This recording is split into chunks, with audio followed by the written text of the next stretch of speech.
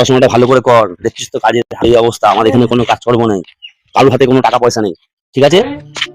চুপ কর চুপ কর, এই সাইকেলটা এখানে ছেড়ে দেবো, কিছু টাকা পয়সা হবে বুঝলি, 200-300 টাকা যা रहा नहीं जाता। ছেড়ে দিলে কোনো টাকা পয়সা হবে। সাইকেলটাকে ছেড়ে দিই, সাইকেলটাকে ছেড়ে দিই বুঝলি, তাহলে না না আমি থাকতে তুমি যাবে কেন? আমি अभी मजा आएगा ना भिड़ो। हरामी हो बेटा। कैसा लगा मेरा मजाक?